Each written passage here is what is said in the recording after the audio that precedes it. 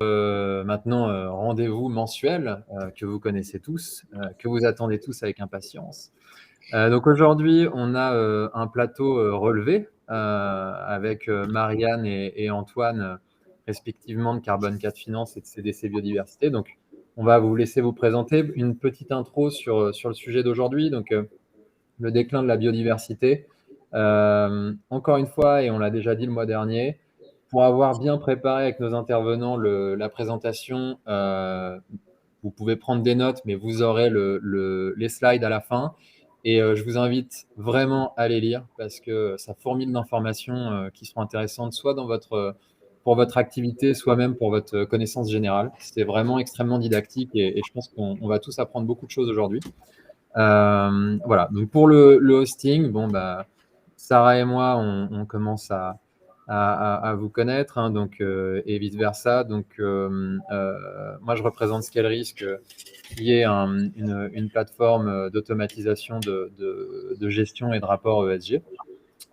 Et puis Sarah, des AFR qu'on ne présente plus, qui nous accompagne. Et donc, je vais laisser la parole à Sarah. Et si, peut-être une chose, Sarah, et je ne sais pas si tu vas le dire ce matin, mais il y a une soirée à la fin de l'année, une soirée des AFR qui va se passer dans nos locaux. Et je pense que ce sera...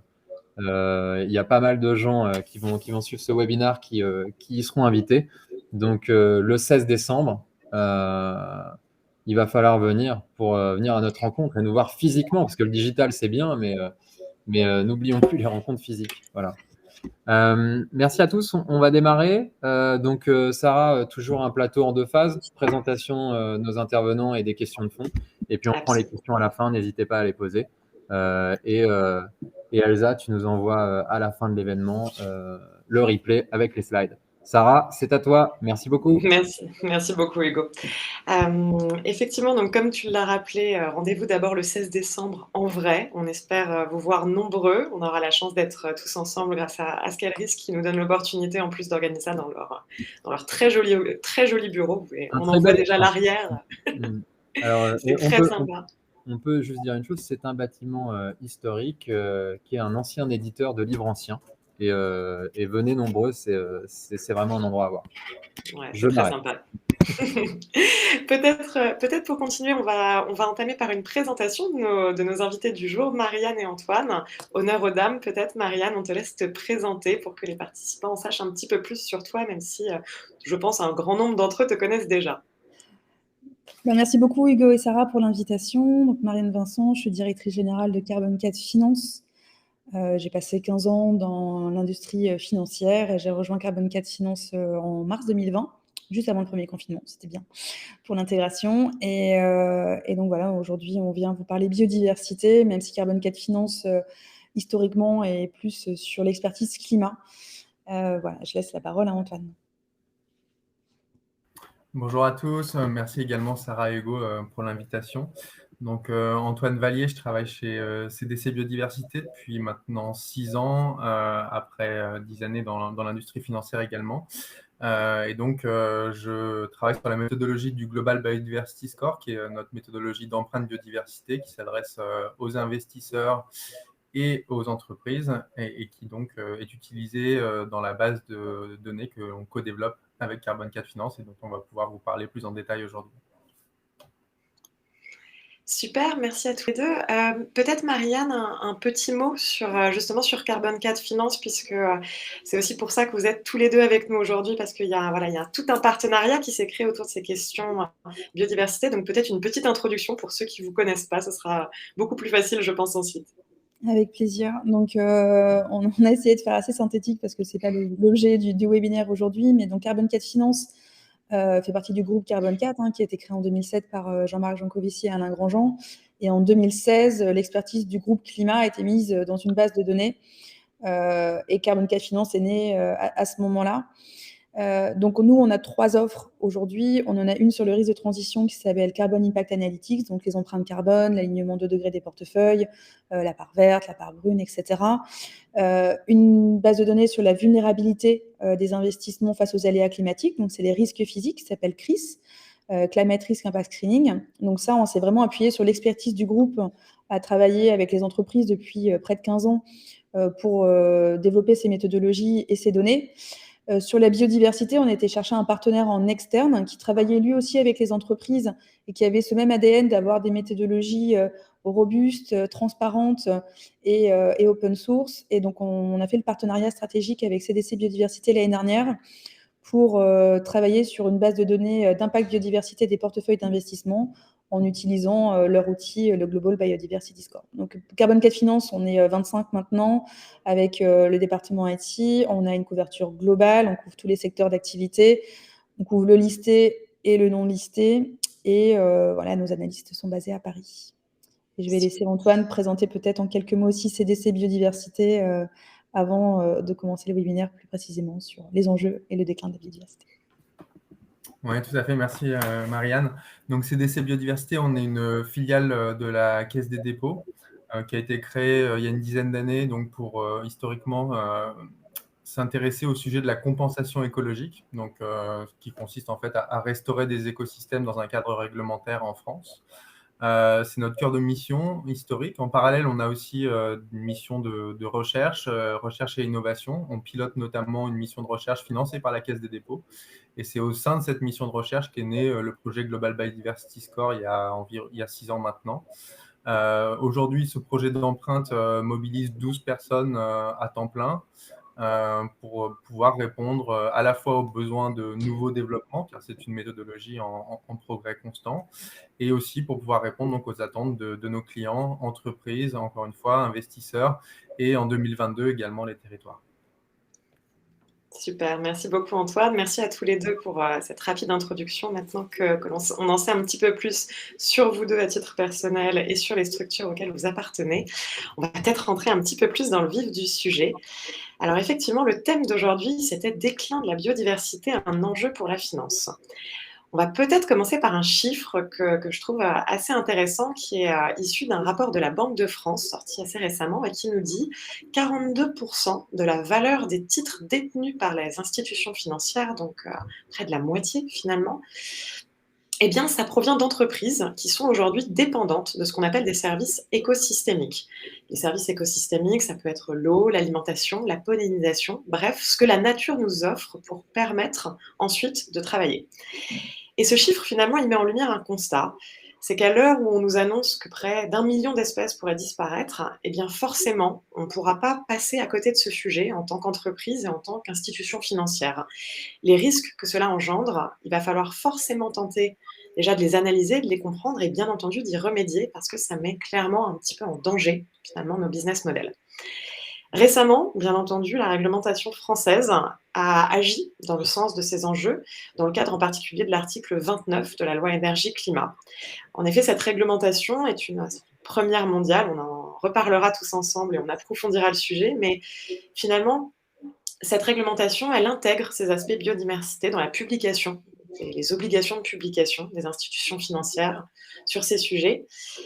Et donc forcément, ça démontre qu'au-delà de l'aspect scientifique, de la recherche qui nous dit attention, il se passe quelque chose, on a aussi le régulateur qui s'y met. C'est un vrai symptôme qu'il se passe quelque chose. Et au-delà de tout ça, on a aussi les COP biodiversité qui vont être amenés à nous aider, en tout cas à nous donner des précisions quant à la façon dont on va pouvoir établir une stratégie d'alignement avec les enjeux biodiversité, tout comme on a pu le faire ces dernières années sur les questions d'alignement climat.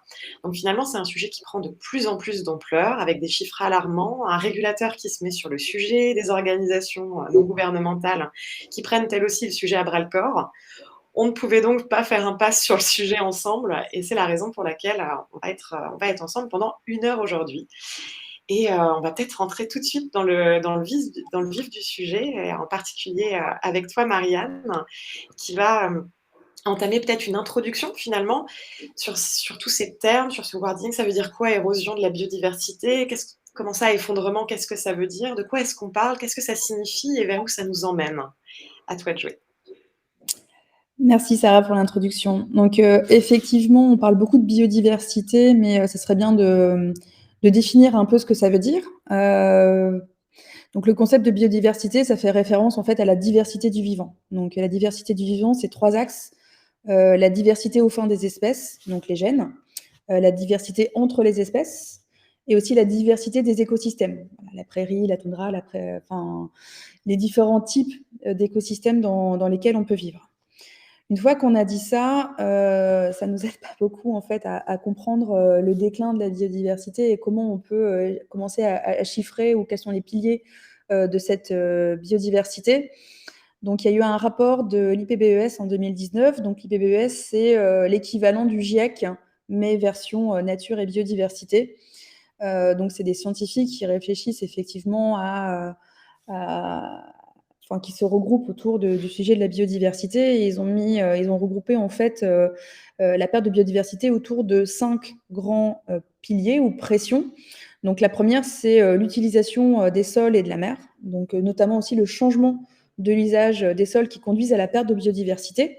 On voit qu'il y a une vraie tendance à la hausse de cette surutilisation des sols et de la mer. Par exemple, 30% de la surface de la Terre a déjà été utilisée pour l'agriculture. On voit bien que les zones urbaines ont déjà doublé depuis les années 90. Donc, il y a vraiment une intensification de l'usage des sols qui, du coup, est liée à la perte de biodiversité. Le deuxième pilier, c'est la surexploitation des ressources naturelles. On voit bien qu'on entend beaucoup parler, par exemple, de la surpêche. 90% des espèces de poissons sont déjà surexploitées. On parle de la surexploitation de la forêt. Il y a énormément de ces sujets-là qui commencent à être aussi intensifiés. La troisième pression, c'est le changement climatique. Donc ça, on entend déjà beaucoup plus parler ces dernières années. Mais en fait, quel est l'impact sur la biodiversité? On voit que prendre 2 degrés en une centaine d'années, pour les espèces, c'est un vrai choc parce que les conditions de vie changent beaucoup trop rapidement. Les espèces n'ont pas le temps d'évoluer ou de migrer. Donc, le changement climatique et la biodiversité sont intimement liés. Le quatrième pilier, c'est la pollution. Donc, on voit bien qu'il y a l'usage des produits phytosanitaires dans l'agriculture, le rejet des polluants chimiques dans l'eau, des installations minières ou industrielles. La pollution plastique, on n'en parle même plus. On n'arrête pas de nous parler effectivement de ces océans de plastique qui commencent à se développer. Et la cinquième pression, c'est les espèces invasives, donc des espèces qu'on a pu introduire dans des habitats qui n'étaient pas les leurs au départ et qui, du coup, commencent à prendre le dessus sur des espèces naturelles.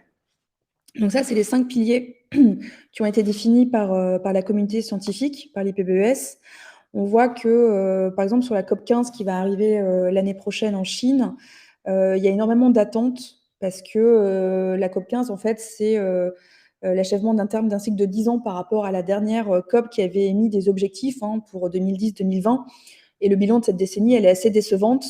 On n'a rempli aucun des objectifs de ce qui avait été attendu. Notamment, l'excuse, c'est qu'on n'avait pas d'indicateurs et d'objectifs chiffrés. Donc, le fait de commencer à décliner la biodiversité en différents types de pressions, ça va aussi permettre, et c'est aussi le modèle qui a développé CDC Biodiversité, c'est commencer à réfléchir sur différentes réflexions autour de ces piliers pour pouvoir définir des nouveaux objectifs internationaux sur la biodiversité et ouvrir justement un nouveau cycle de réduction et de restauration de la biodiversité. Cette slide, ça explique un petit peu le concept de limite planétaire. Donc, ce concept des limites planétaires, il a été proposé par une équipe internationale du Stockholm Resilience Center et qui définit en fait les limites selon 9 compartiments. Donc, qu'est-ce que ça veut dire les limites planétaires? En fait, c'est une zone où l'intégrité fonctionnelle du système Terre est assurée ou non, ce qu'on appelle la Safe Operating Space. Et en fait, ces limites ne doivent pas être dépassées par l'humanité pour pas compromettre en fait les conditions favorables dans lesquelles nous, les hommes, on a pu se développer, avoir l'économie et la vie telle qu'on la connaît, et pouvoir vivre durablement dans un écosystème sûr. Donc, on voit qu'il y a quand même certains compartiments qui sont déjà en rouge, qui ont dépassé les limites planétaires, notamment sur l'intégrité de la biosphère.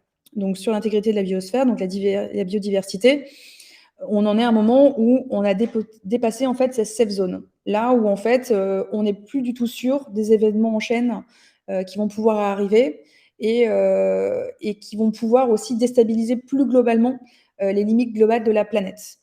Donc au-delà de sauver quelques espèces emblématiques, de dire qu'on va sauver les rhinocéros, les pandas et les baleines, en fait ce que la communauté scientifique essaye d'expliquer, c'est qu'il est essentiel de préserver les services écosystémiques. Donc, les services rendus par la nature qui permettent de réguler le climat, de rendre l'air qu'on respire plus pur, de permettre de nous nourrir, parce que la pollinisation, elle est responsable quand même de 80% des denrées agricoles que l'on produit et qu'on mange. Donc ça, c'est vraiment le système d'alarme en disant il y a une instabilité qui est là et il faut commencer à la réguler si on ne veut pas avoir un effet boule de neige qu'on ne pourra plus maîtriser. Pour revenir un peu aux chiffres dont tu parlais au début, donc la Banque de France a estimé que 42% sur les institutions françaises, mais on estime même que 50% du PIB mondial dépend de la bonne santé de ces écosystèmes. Donc il y a vraiment un enjeu sur la biodiversité. Je vais aller un peu rapidement sur les 2 prochaines slides. C'est aussi la communauté scientifique qui a défini aujourd'hui à quel point en fait on a perdu de la biodiversité à l'échelle mondiale. Donc, qui utilise le MSA que Antoine va définir après. Donc, c'est l'indicateur qu'on utilise nous pour calculer l'empreinte biodiversité. Donc, on estime aujourd'hui qu'il y a déjà 32% de la surface de la planète qui a perdu en fait la biodiversité. Donc, la perte, elle est diffuse, hein, mais en fait, si on voulait concentrer cette perte de biodiversité, de vraiment de l'artificialisation des sols, si on a concentré sur des zones spécifiques, ça correspond à 32%, donc c'est toute l'Amérique du Nord, l'Europe et l'Océanie. Donc c'est quand même déjà énorme. Et si on continue sur le trend actuel, on va continuer à perdre près de 10% supplémentaires d'ici 2050, qui correspondrait à une artificialisation de la taille de la Chine et de la Mongolie.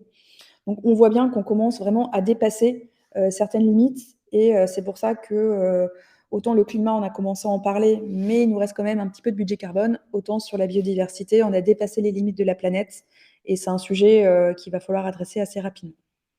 Sur ces considérations très optimistes, je laisse la parole à Antoine. Merci Marianne. Effectivement, Antoine va prendre le temps maintenant de nous parler un petit peu plus de la partie réglementaire, et on enchaînera ensuite effectivement avec les enjeux justement d'analyse, de mesure de tous ces sujets-là. Comment on fait ensuite, une fois qu'on a ces constats pas très rassurants, pour passer à l'action. Antoine, à toi de jouer. Merci Sarah. Donc, du coup, je vais poursuivre l'introduction que tu as déjà faite donc, sur la partie réglementaire, avec effectivement ce rapport de la Banque de France et son lien avec l'article 29. Donc, je vais revenir un petit peu sur ce rapport de la Banque de France, parce qu'en fait, il est assez structurant sur la manière dont aujourd'hui le risque biodiversité est abordé par les différents régulateurs. Nous, on a eu le plaisir du coup de travailler donc, avec les chercheurs de la Banque de France. On était aussi associés à l'Agence française pour le développement et à l'Office français de la biodiversité sur ce travail d'analyse. Et on a pu d'ailleurs utiliser la base de données BIA-GBS, donc qu'on co-développe avec Carbon 4 Finance, sur la partie impact et sur la partie dépendance. Et donc, en fait, ce qui est vraiment intéressant dans ce rapport, et qu'on retrouve dans différentes initiatives, soit de reporting, soit des cadres réglementaires, c'est qu'on introduit vraiment ce concept de double matérialité. Et la double matérialité, ça veut dire en fait qu'aujourd'hui, on va regarder le risque de deux façons. À la fois, on va essayer d'identifier les acteurs qui vont être sujets qui vont subir des pertes liées à l'érosion de la biodiversité directement, donc ce qu'on appelle normalement les risques physiques, c'est-à-dire dans leur chaîne d'approvisionnement, ils pourront avoir des ruptures, ils n'auront plus accès à certaines ressources ou à des ressources qui seront plus chères, etc. Donc ça, c'est une vision assez classique du risque. Et en fait, la double matérialité introduit aussi le fait que le régulateur va aussi s'intéresser aux acteurs qui réintroduisent du risque dans le système, et donc du coup aux acteurs qui du coup produisent de l'impact, parce qu'en produisant de l'impact qu'on augmente du coup l'érosion de la biodiversité, et qu'on rajoute du risque dans ce système. Et donc c'est vraiment important de à la fois comprendre les acteurs qui sont vulnérables à ce risque, mais aussi comprendre ceux qui participent à l'augmentation de ce risque. Et donc là, on a vraiment cette double matérialité et la structuration qui est bien expliquée dans ce rapport, et qu'on retrouve ensuite dans les textes réglementaires. On va à la fois s'intéresser aux impacts des acteurs économiques et donc des investisseurs, et à la fois s'intéresser aux dépendances. Et on a un lien du coup qui est fait entre les impacts et les risques de transition, et de l'autre côté donc les dépendances et le risque physique.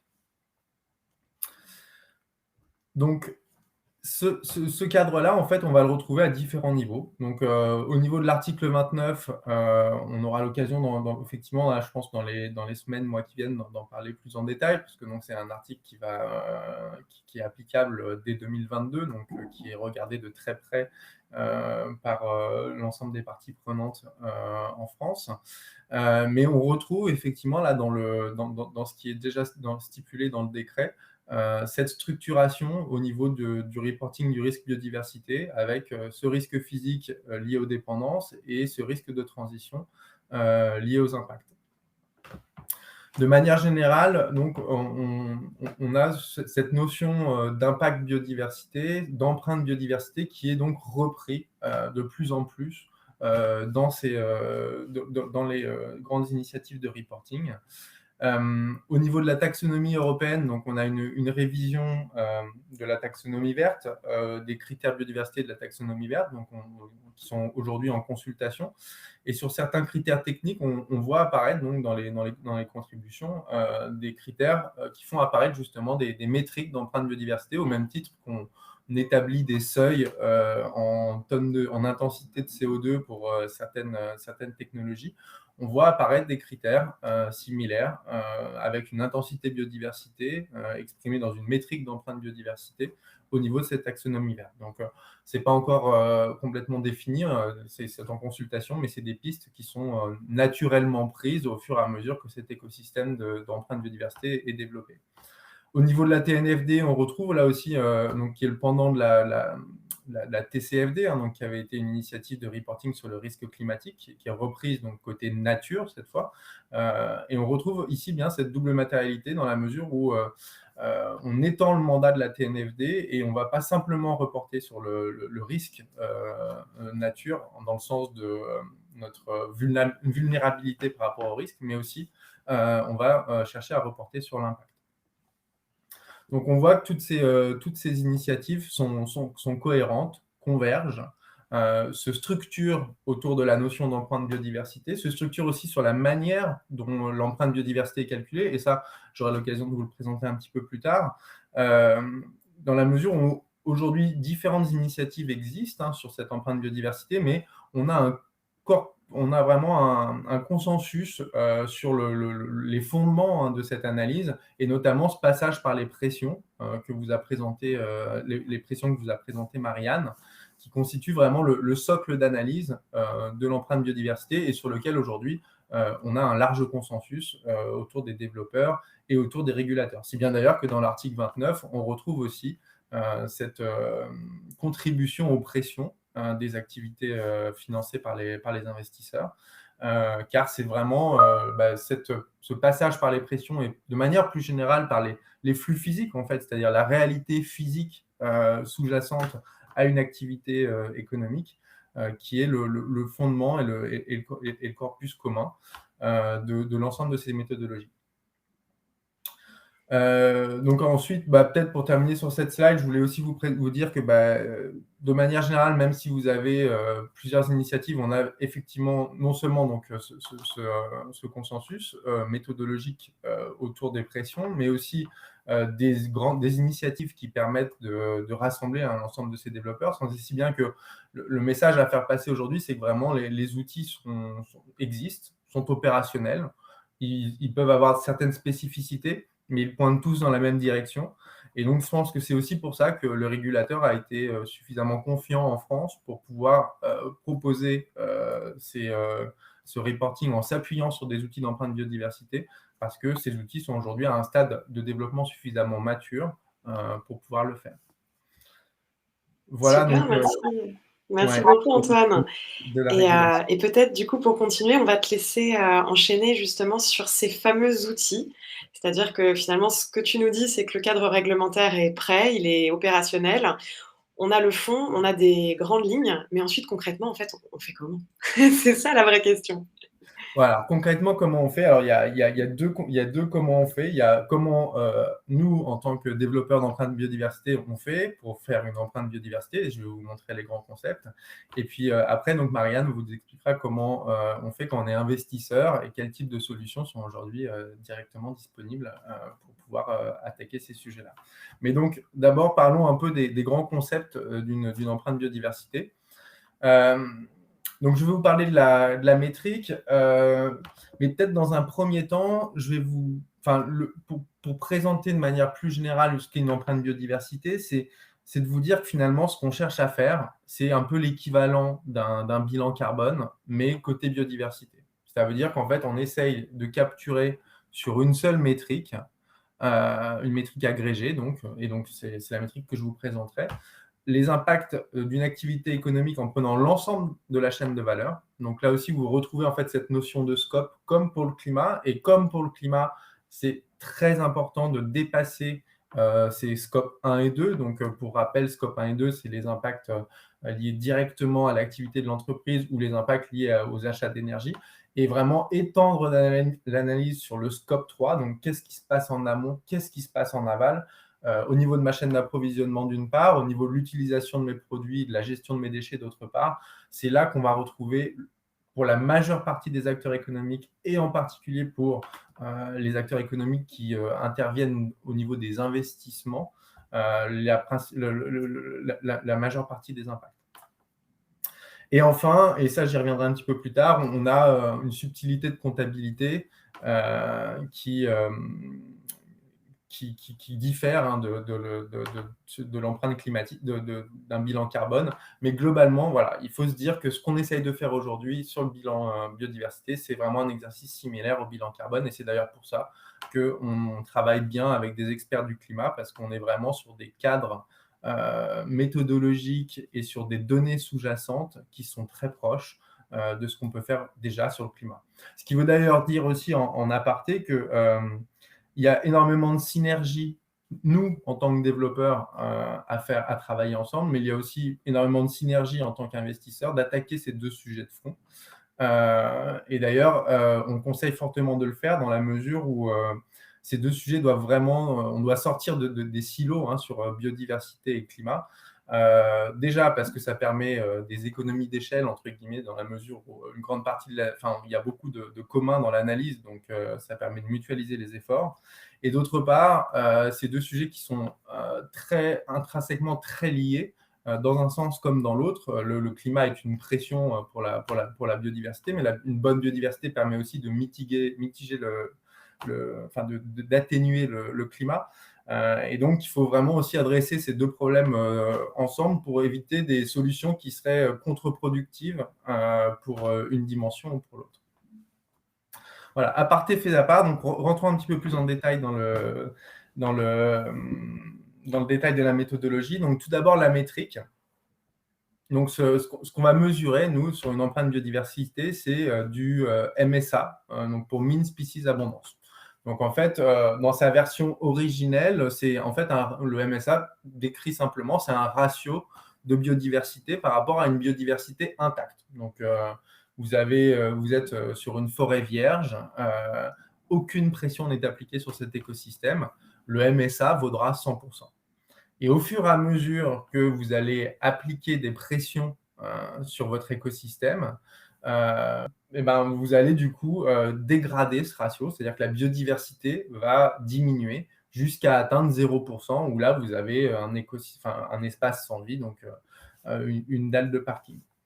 Et donc, ce que nous, on mesure, c'est à la fois une combinaison de cette qualité de biodiversité et de la quantité sur laquelle ça s'applique. C'est donc notre métrique fondamentale, c'est ce qu'on appelle du MSA mètre carré. Donc, en fait, en multipliant simplement par la surface concernée. Donc, 100%, 100 mètres carrés de forêt vierge, ça vaut 100% fois 100 mètres carrés MSA. Si mon ratio passe à 30%, par exemple, si je fais de la sylviculture intensive, il ne me restera plus que 30% fois 100 mètres carrés, donc 30 mètres carrés MSA. Donc, voilà, ce mètre carré MSA, c'est vraiment l'équivalent de notre tonne CO2. C'est la métrique fondamentale d'une empreinte biodiversité qui se rapproche du coup d'une unité de surface, mais qualifiée par la qualité de la biodiversité qu'il renferme. Antoine, je me permets une question. Le MSA, c'est une métrique qui est propre à votre méthodologie à vous, ou c'est un terme générique pour tout le monde? Alors, le MSA, c'est une métrique qui appartient à tout le monde, c'est-à-dire vraiment, et nous, on l'utilise parce qu'en fait, on utilise le modèle Globio, donc qui est un modèle qui est développé par des chercheurs aux Pays-Bas, qui en fait nous fournit la librairie de relations de pression-impact, qui nous permet justement de traduire des quantités de pression en impact sur la biodiversité. Et donc, aujourd'hui, pour compléter, on n'est pas les seuls à utiliser le modèle Globio. Donc, on voit qu'on participe, et surtout CDC Biodiversité participe à plusieurs groupes de place internationaux, et donc on discute énormément des différentes métriques disponibles.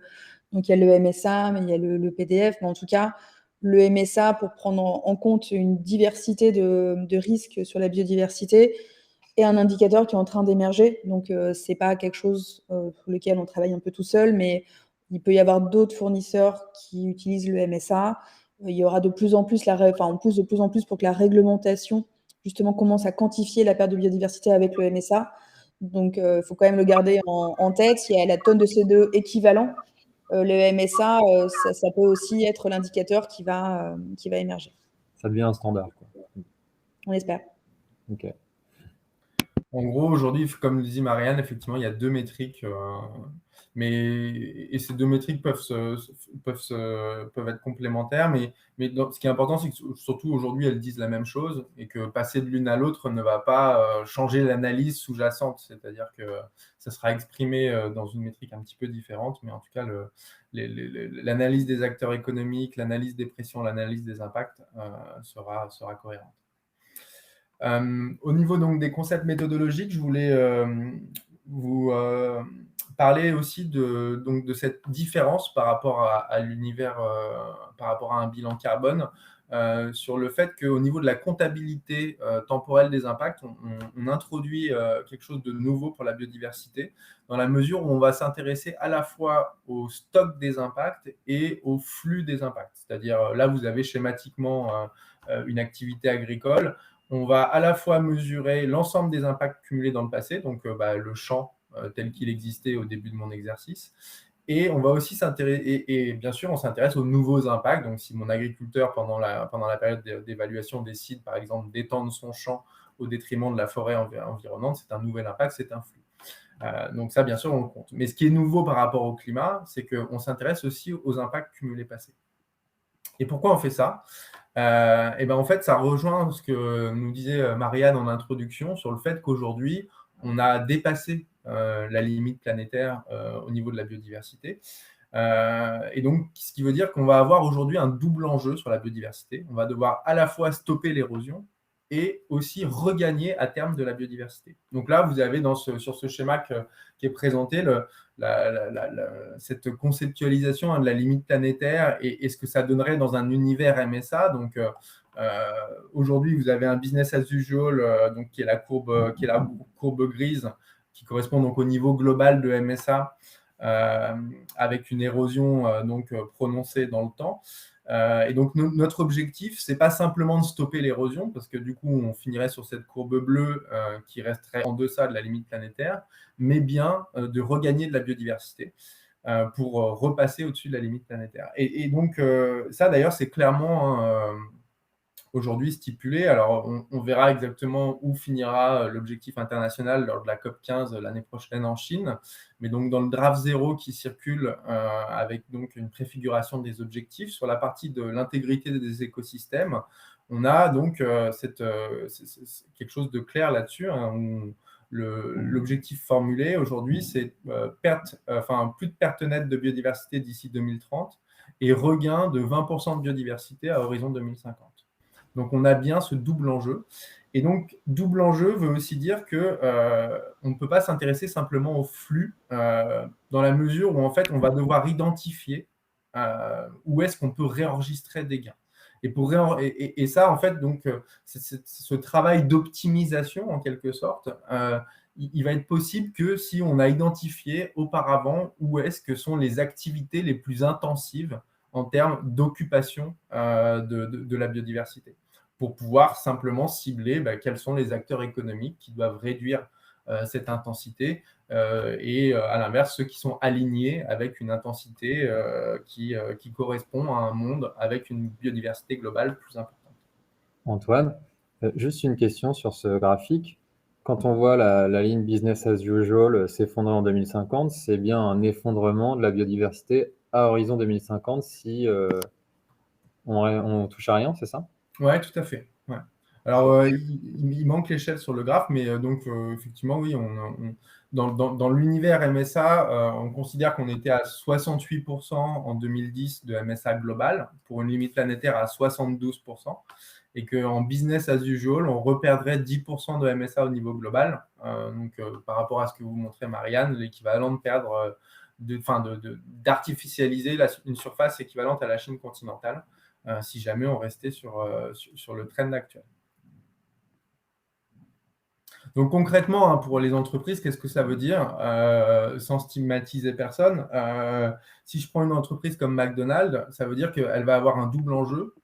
Et donc, pour qu'elle soit alignée avec un monde, avec les objectifs de la COP15, elle va devoir, d'une part, montrer qu'elle est capable qu'elle ne participe plus à l'érosion de la biodiversité, donc via, par exemple, des politiques de non-déforestation, compensation carbone, etc.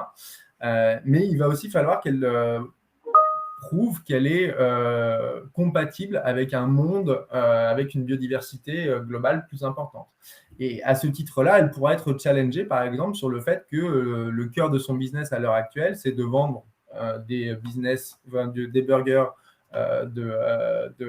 sur de la protéine carnée, qui, on le sait, est une protéine qui est bien plus intense en termes de biodiversité occupée que de la protéine végétale, par exemple, dans la mesure où on a besoin de beaucoup plus d'espace pour pouvoir produire cette protéine et beaucoup plus d'énergie également.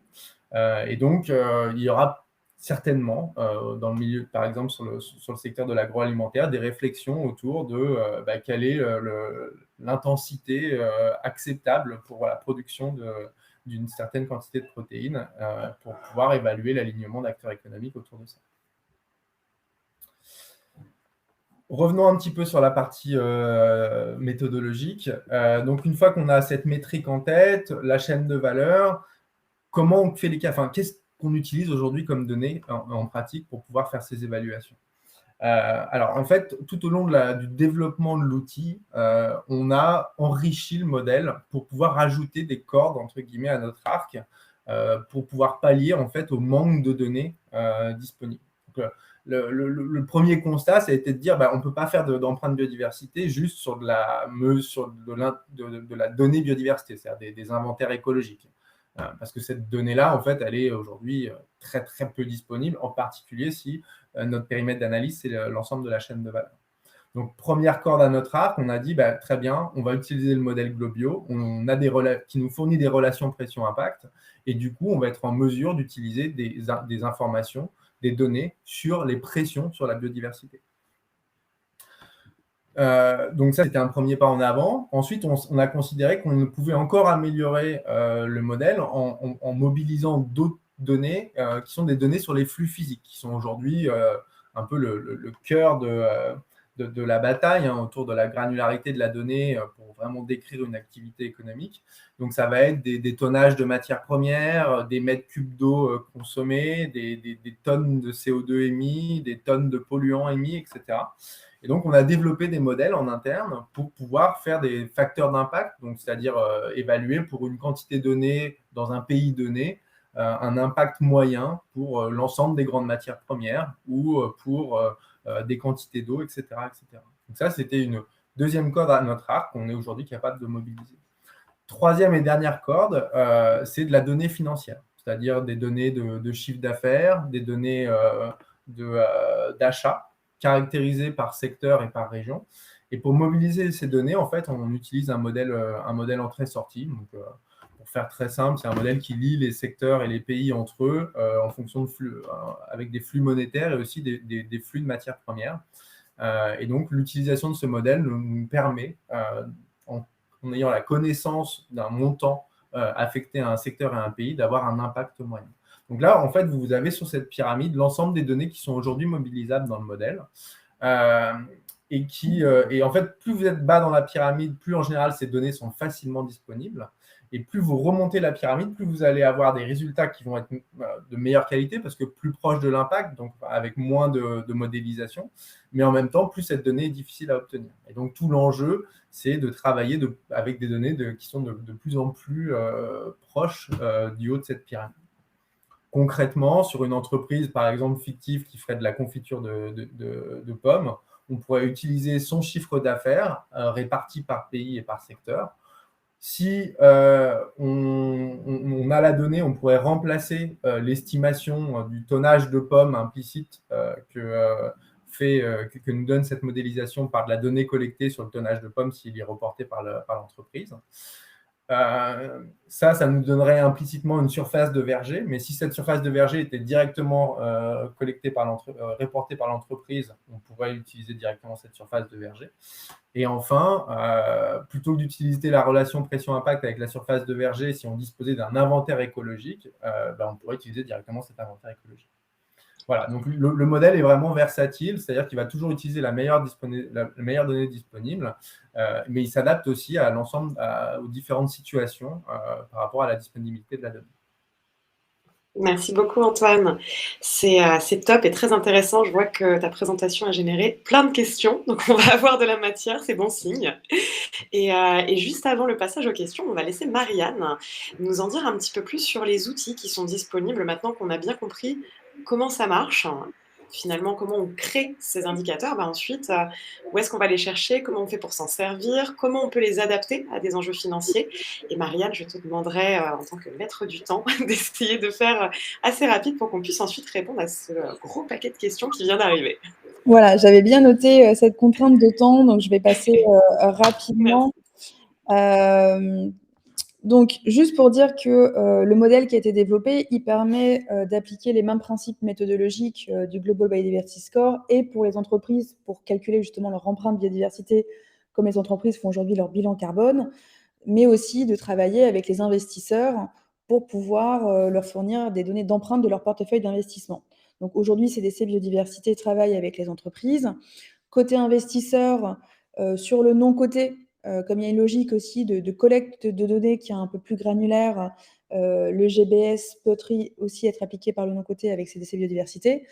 Et sur la partie actifs listés, donc les actions, les obligations d'État, les obligations d'entreprise, on a fait le partenariat avec CDC Biodiversité pour développer une base de données très complète qui s'appelle BIA-GBS, donc Biodiversity Impact Analytics, qui fait un peu le parallèle avec notre base de données sur le carbone qui s'appelle Carbon Impact Analytics. Comme l'Antoine l'a dit, il y a énormément de similarités entre l'empreinte carbone et l'empreinte biodiversité, les mêmes notions de scope.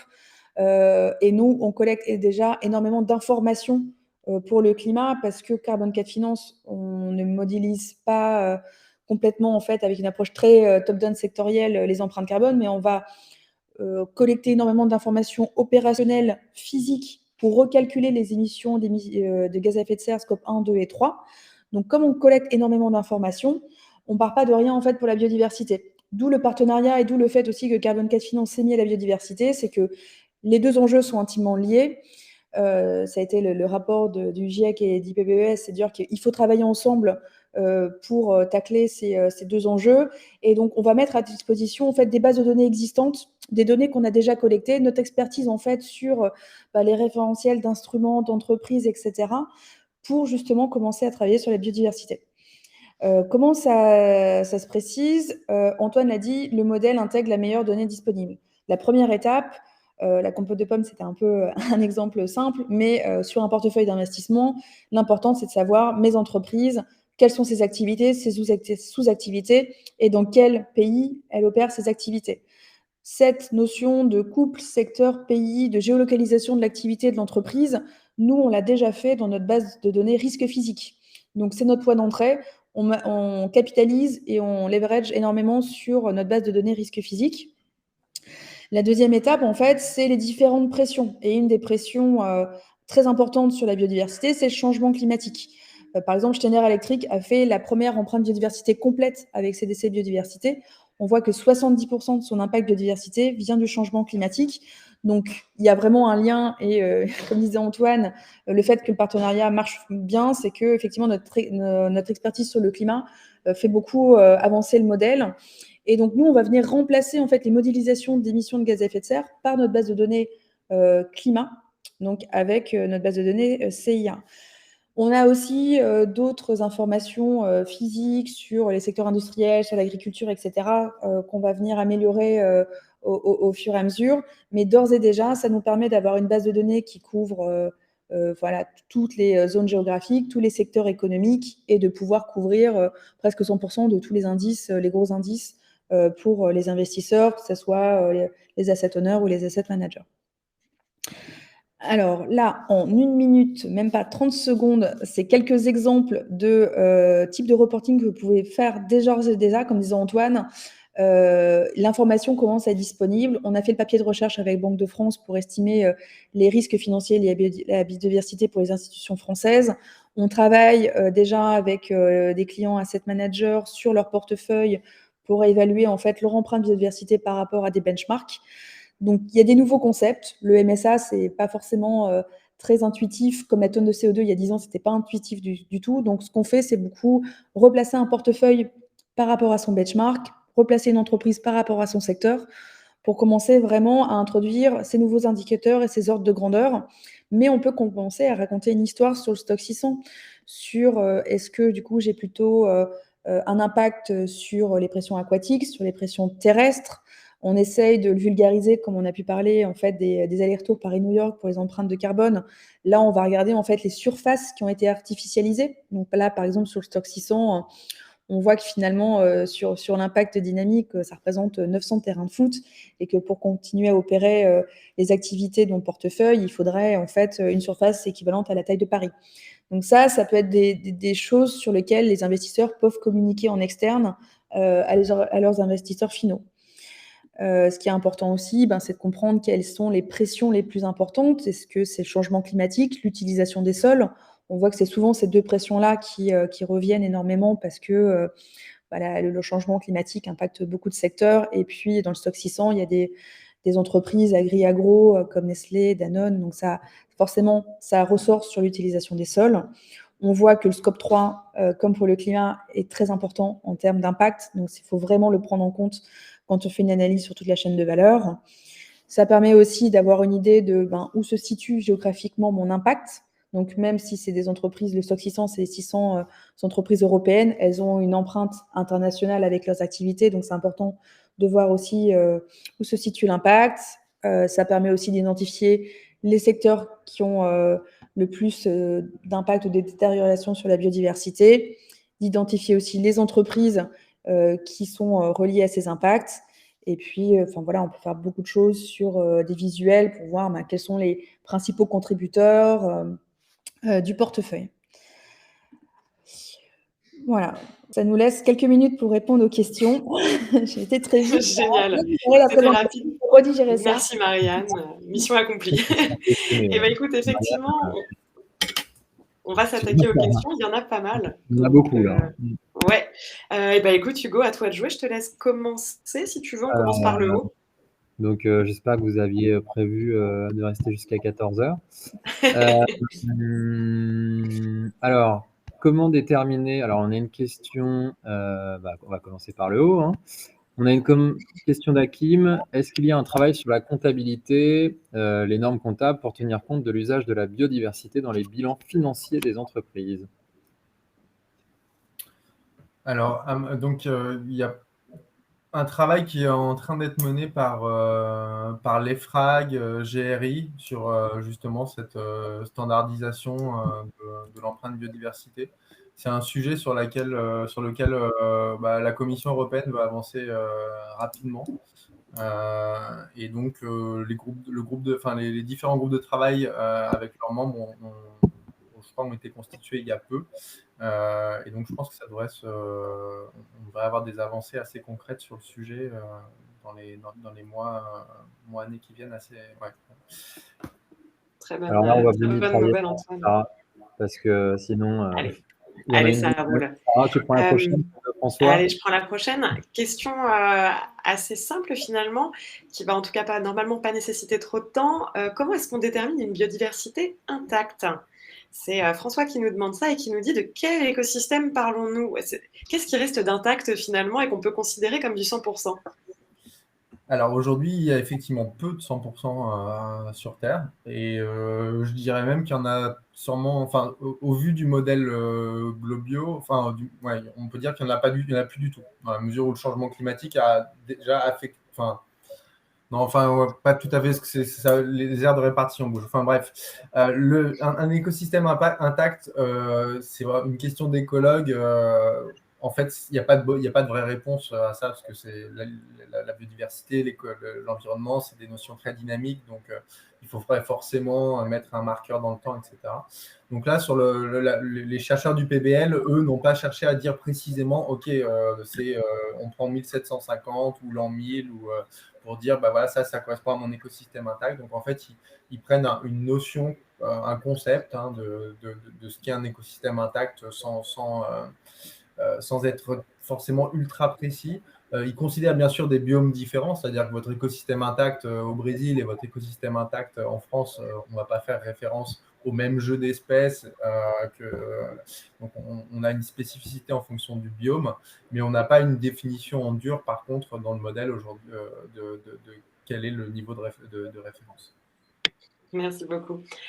Peut-être une série de questions, on va pouvoir en mixer plusieurs. Bonjour Guillaume, qui nous dit quelles sont les différences avec le score de Iceberg, qui est le Corporate Biodiversity Score, ou bien avec le BFFI. Et je crois qu'il y en avait aussi une troisième dans le même type. En clair, comment on peut se comparer par rapport à ce qu'il y a comme offre en termes de nouveaux KPI sur ces sujets de biodiversité, les uns par rapport aux autres? Alors, je vais répondre au volet méthodo, et puis je laisserai Marianne compléter sur le volet data. Sur le volet méthodo, donc Iceberg Data Lab utilise le MSA et utilise le modèle Globio. Donc on est sur un corpus méthodologique très proche. Au niveau de BFFI, par contre, eux travaillent jusqu'à présent dans l'univers plutôt analyse cycle de vie, et donc avec la métrique associée du PDF mètre carré année. Donc, ça va vous donner des résultats dans des métriques différentes, et par rapport à la comptabilité des impacts. Donc, comme je disais, nous, on sépare flux et stock, alors qu'en PDF, c'est un petit peu technique, ils intègrent sur le temps. Donc, ça va être des données qui vont être peut-être plus difficiles à relier à des stratégies d'alignement ou à un niveau de biodiversité observé sur le terrain. Voilà, après sur l'aspect données, l'avantage aussi de travailler avec CDC Biodiversité, c'est que nous, ça nous permet de couvrir beaucoup plus de pressions. On couvre entre 10 et 11 pressions. On est en train de finaliser une avec CDC Biodiversité. On a aussi la chance de pouvoir collaborer à beaucoup de projets de place. Donc, on travaille avec Align, on travaille aussi avec des plateformes open source comme Encore, pour développer un score de dépendance aux écosystèmes qui sera notamment demandé dans la prochaine réglementation. Donc, la méthodologie évolue aussi. Et le fait que nous, on ait énormément de données, de raw data sur les qu'on a collectées pour le climat, nous a fait gagner énormément de temps aussi pour avoir une couverture complète, avoir une méthodologie qui évolue en fonction de la réglementation et des attentes du marché. Et puis, on voit que sur le souverain, aujourd'hui, on capitalise énormément sur les réflexions méthodologiques qu'on a pu avoir sur qu'est-ce que c'est qu'une empreinte carbone pour un souverain, donc qu'est-ce que c'est qu'une empreinte biodiversité pour un souverain. Donc, ça nous permet de couvrir plus d'assets assez rapidement. Merci beaucoup, Marianne. Pour continuer, peut-être une question, celle-ci est intéressante, effectivement, c'est François qui nous la pose et qui nous dit: est-ce que les pertes en termes de biodiversité sont linéaires? Est-ce qu'aujourd'hui, on peut vraiment se projeter dans une courbe linéaire, ou est-ce qu'à un moment, il y a quelque chose d'exponentiel, un peu comme le climat, qui va se produire, où du coup, ça va invariablement être de pire en pire et s'accélérer? Alors, la courbe que je vous ai montrée du business as usual est linéaire, parce qu'en fait, c'est une interpolation de 2 points 2010-2050 qui avait été donc évaluée par les chercheurs du PBL. Mais ils ne disent pas forcément que ça a évolué linéairement en fait entre ces 2 points, donc c'est une simplification de représentation. Et effectivement, il y a de très fortes chances que l'évolution ne soit pas du tout linéaire, parce qu'en fait, l'évolution des pressions n'est pas linéaire. On voit plutôt une accélération au niveau notamment de l'usage des sols, plutôt qu'une évolution linéaire des pressions. Donc, a priori, on a aussi une évolution non linéaire des impacts. Après, il y a quelque chose qui est aujourd'hui pas pris en compte dans les modèles, parce que c'est très complexe à faire, mais qui du coup peut introduire un risque non pris en compte, c'est tout ce qui va être en fait lié aux corrélations positives entre les pressions. C'est-à-dire qu'aujourd'hui on somme les pressions, mais en fait on peut avoir des interactions positives qui en fait créent des impacts plus importants que ceux qu'on avait estimés. Et par ailleurs, on ne prend pas en compte des effets de seuil qui sont aujourd'hui très importants, qui devraient être pris en compte, en particulier sur le vivant, dans la mesure où en fait peut-être qu'en dessous d'un certain niveau de biodiversité, en fait, on se retrouve avec un écosystème qui est durablement affecté et qui ne pourra plus revenir à son état normal si on dépasse un certain niveau. Merci beaucoup Antoine. Peut-être dans la continuité, on a beaucoup parlé de la terre et la mer dans tout ça. Est-ce qu'aujourd'hui, on peut évaluer l'impact sur la biodiversité marine cette fois-ci? Alors, le modèle Globio aujourd'hui ne nous permet pas de le faire. C'est-à-dire qu'on a bien sûr des données sur la biodiversité marine. On sait qu'elle est en fort déclin aussi. Mais on n'a pas, les scientifiques ne disposent pas en fait de données à un format qui leur permette d'établir ces relations pression-impact qui sont nécessaires à l'intégration dans notre modèle. Donc on espère, puisque le modèle Globio, donc c'est un modèle qui est bien sûr toujours développé, hein, donc les chercheurs du PBL travaillent toujours dessus, il est régulièrement utilisé, il sera encore utilisé lors de la COP15 par l'IPBES, donc c'est un modèle qui continue à être travaillé. On espère qu'ils arriveront à relever ce challenge de la biodiversité marine.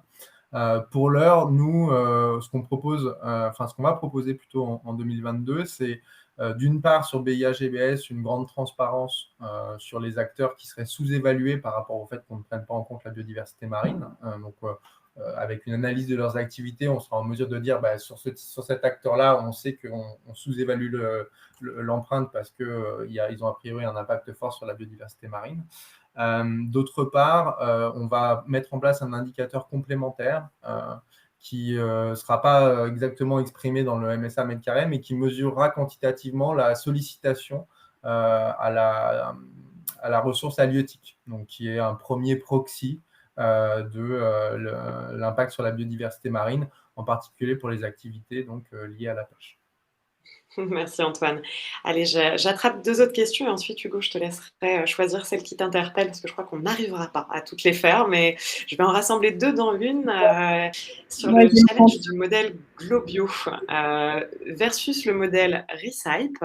Et qui plus est, on avait une autre personne qui nous disait aussi, est-ce que le modèle Globio, il y a un consensus international? Est-ce qu'il est mis à jour, réévalué?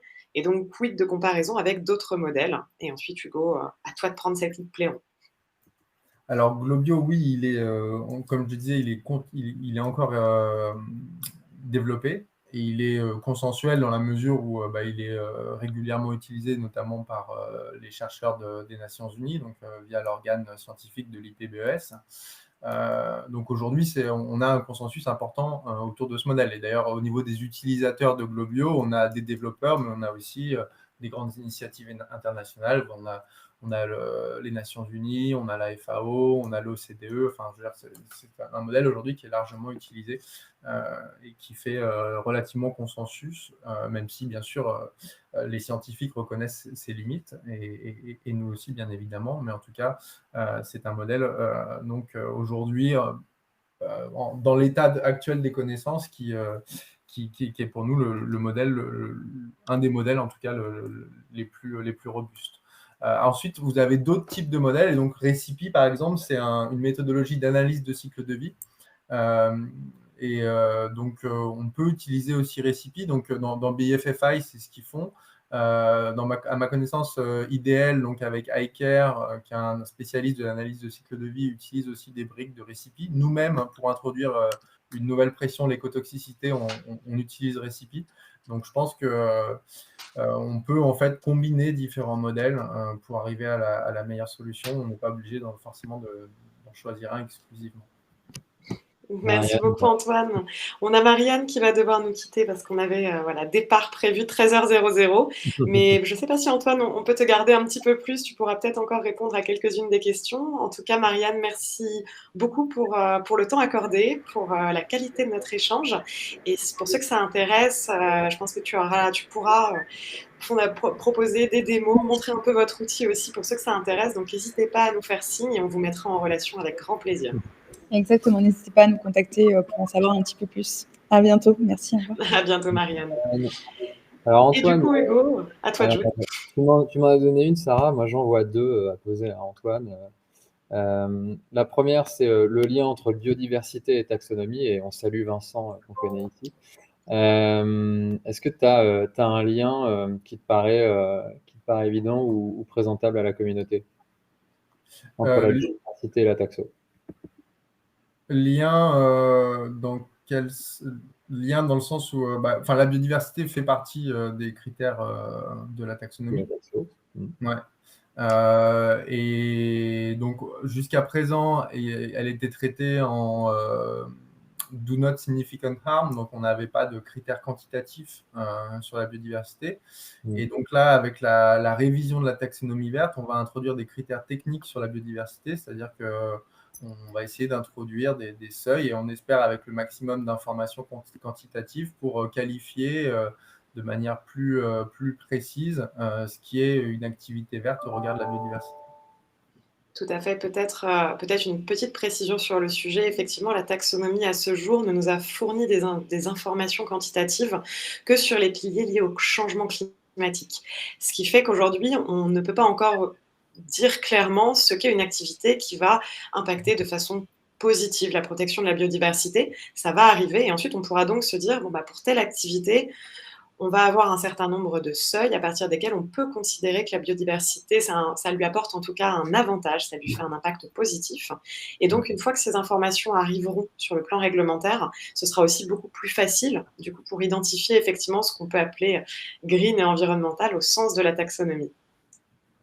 Une question de Pauline, Antoine, qui est vraiment intéressante sur... alors, je la pose telle quelle. Quand on sait déjà que les PME ont du mal à faire des bilans carbone, comment les convaincre de réaliser une empreinte biodiversité? Et les outils sont-ils vraiment adaptés à des entreprises d'une centaine de personnes? Alors, effectivement, on a principalement commencé ces travaux avec des grandes entreprises qui avaient les moyens financiers et des moyens de temps à consacrer sur ce type de biodiversité, sur ce type de méthodologie assez un peu innovante. On comprend bien sûr que c'est beaucoup plus difficile dans des structures plus petites. Donc, il y a un certain nombre de pistes qui sont en cours pour pouvoir justement mobiliser ces acteurs. On a un groupe de travail biodiversité qui se lance chez France Invest, par exemple, donc une initiative autour du private equity qui a pour ambition justement de proposer un outil opérationnel pour des structures type ETI, PME, donc un petit peu comme ce qu'ils avaient voulu, ce qu'ils ont fait sur le climat, s'inspirer de cette démarche pour pouvoir proposer un outil peut-être simplifié ou en tout cas qui permette aussi à ces acteurs-là de se saisir du sujet. Merci Antoine. J'en profite peut-être pour rattacher 2 questions supplémentaires sur la question à nouveau du modèle. On a Nel qui nous dit, est-ce que le mode de culture est pris en compte pour mesurer justement ces questions de biodiversité? Et de la même façon, on a Pierre qui nous demande cette fois-ci si la microbiologie des sols est intégrée dans ce sujet. Est-ce que c'est à l'intérieur de la méthodologie? Alors, sur la première question, on touche une question qui est très importante, c'est aujourd'hui quelle granularité de pratique on a dans l'outil. Alors, c'est vrai pour, par exemple, l'agriculture, mais ça peut être vrai aussi pour l'extraction minière, pour un certain nombre de processus manufacturiers, etc. Et donc, aujourd'hui, on a une granularité assez basique. Donc, sur l'agriculture, on a 2 grands types d'agriculture dans le modèle. Et donc, effectivement, l'enjeu pour nous, c'est de créer de la granularité autour des pratiques pour que ce soit autant de leviers d'action, enfin déjà pour avoir une meilleure évaluation, puis aussi pour que ce soit des leviers d'action potentiels pour les entreprises et pour les investisseurs. Donc, c'est pour ça qu'on travaille donc sur ce chantier-là de manière active. D'une part, on lance une thèse sur justement ces questions autour de création, enfin différence en fait entre différentes pratiques, et notamment comment ça pourrait se traduire par des nouvelles catégories d'utilisation des sols qui ne sont pas aujourd'hui dans le modèle. Donc, par exemple, sur l'agriculture, est-ce qu'on ne pourrait pas avoir une catégorie agroforesterie? Est-ce qu'on peut avoir une catégorie agriculture bio? Voilà, donc ça, c'est des choses sur lesquelles on va travailler dans le cadre de cette thèse. Et par ailleurs, on a aussi des chantiers en parallèle sur les certifications et labels, qui peuvent être aussi une autre voie pour créer de la granularité. Donc là, en ce moment, par exemple, on travaille avec la certification FSC pour voir avec eux, avec une entreprise partenaire, avec WWF, comment on peut interpréter leur cahier des charges pour éventuellement proposer un facteur d'impact sur du bois ou du papier FSC qui serait discriminant par rapport à une production conventionnelle. Mais donc voilà, donc l'ensemble de cette création de granularité, elle est très importante, elle est aussi assez complexe et elle mérite un travail assez important pour que ce soit fait de bonne manière. Mais c'est un enjeu fort pour nous et pour les entreprises et investisseurs, donc on y travaille activement. Merci beaucoup, Antoine. Allez, peut-être 2 dernières questions. Je vois qu'on avait des sujets sur le rôle et la place de l'entreprise, finalement, dans tout ce travail de reporting, de création d'informations. Une question de François qui nous disait: quels sont les paramètres spécifiques liés à l'entreprise qui sont pris en compte dans le calcul? Et en complément, on avait une autre personne un petit peu plus haut qui nous disait: comment récupérer les meilleures données disponibles? Est-ce qu'il est possible de faire des liens entre vos outils et de l'autre côté des données internes, des outils internes qui sont dans les entreprises pour finalement améliorer la qualité de la donnée afin d'avoir des résultats finalement plus pertinents?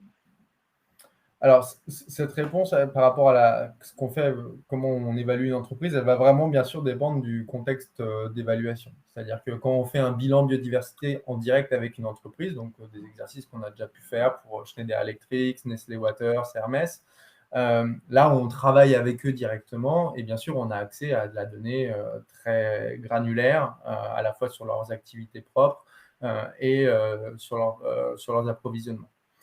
La question, c'est comment aujourd'hui on accède à cette donnée quand on est fournisseur de données, donc ce qu'on fait par exemple avec Carbon 4 Finance. Et donc là, il y a bien sûr il y a 2 réponses. Il y a à la fois faire évoluer le cadre de reporting pour que les entreprises reportent de plus en plus, si ce n'est directement de l'empreinte biodiversité, au moins de la donnée qui nous permette de l'évaluer, donc toute cette donnée autour des flux physiques. Et puis après, il y a comment on fait. Voilà, donc ça c'est un potentiel d'amélioration sur le moyen terme, mais pour autant, il faut qu'on puisse travailler dès aujourd'hui. Et c'est en ça que nous, on est aujourd'hui content de travailler avec Carbon 4 Finance, parce que en fait, pour faire cette évaluation des gaz à effet de serre, en fait, ils ont déjà beaucoup réfléchi à quelle est la meilleure information quantitative qui permet aujourd'hui de calibrer l'activité, enfin les flux physiques d'une entreprise. Et donc, ils ont fait cet arbitrage entre la donnée idéale et la donnée disponible par secteur. Donc, sur le secteur automobile, ils ont identifié que c'était plutôt des nombres de voitures produites avec une typologie de voiture. Sur le secteur de l'agroalimentaire, on va plutôt être sur des tonnages de matières premières ou de certains produits transformés, etc. etc. Donc aujourd'hui, ces flux, entre guillemets, accessibles, ils sont identifiés par notre partenaire Carbon 4 Finance. Et donc, ce qu'on souhaite faire dans un futur proche, c'est maintenant de les exprimer en termes d'empreinte biodiversité. Super. Merci beaucoup Antoine. Je pense qu'on va s'arrêter là. Je vois qu'il est 13h10. Comme toujours, on a un petit peu dépassé, mais l'important était de répondre à un maximum de questions. Peut-être un petit mot simplement sur notre rendez-vous du mois prochain. Ce sera le dernier de l'année. On espère vous y voir nombreux. Et concernant le thème, je pense que ce sera tourné très réglementaire parce que, comme vous le savez, 2022 va être rempli de surprises. Donc, on vous prépare un petit brief réglementaire avant que ça commence à taper très fort l'année prochaine. D'ici là, écoutez, je vous souhaite une très bonne journée. Je vais laisser Hugo peut-être nous donner le dernier mot de la fin.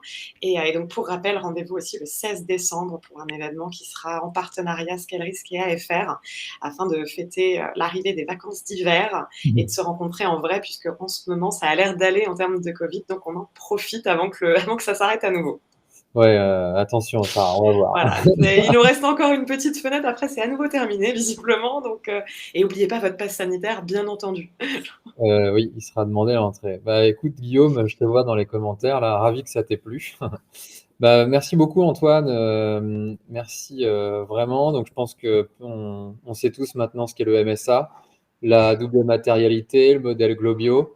On voit aussi qu'il y a quand même beaucoup de recherches en ce moment faites et que on va améliorer les modèles, etc.